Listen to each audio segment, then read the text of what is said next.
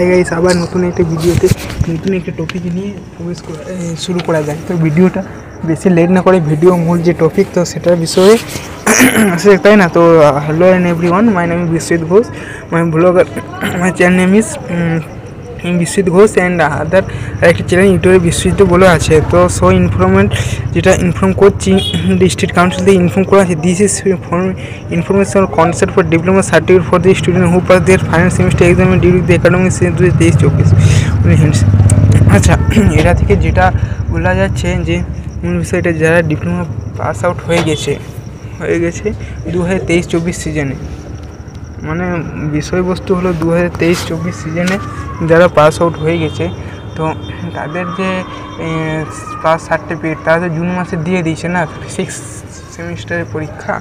এবারে যে তাদের নাকি 7 জানুয়ারি 2025 দিচ্ছে, অর্থাৎ মনে হচ্ছে তাদের কিছু মাস পর তারা যখন 6 সেমিস্টার পাস আউট করলো তখন দিয়ে না, তখন তারা জবে অ্যাপ্লাই করতে পারে বা ক্যাম্পাসিং পায়। তারপরে কিছু মাস বা কয়েক মাস পর, সেটা আমি জানি না কয়েক মাস পর, তো সার্টিফিকেট দেওয়া হয় জানুয়ারি মাসে। তো এখান থেকে যে টিচার, যে সেন্টার ইনচার্জ থাকে বা কোনো ফ্যাকাল্টি, তো তাদেরকে আনতে বলা হচ্ছে স্টেট কাউন্সিল থেকে, যে সমস্ত ছাত্রছাত্রীরা কোনো উইদাউট সাপ্লি তাদের কিন্তু ডিপ্লোমা সার্টিফিকেট যেটা 7 জানুয়ারি 2025 সালে সেদিন দেওয়া হবে। তো কোথায় যেতে হবে? সেটা কারিগরি ভবন কাউন্সিল নিতে হবে, বা অনেকে যেটা বোর্ড বলে থাকে, যেমন West Bengal Board of Secondary Education, সে বোর্ডকে যেতে হবে, বোর্ডের যে মেন অফিস।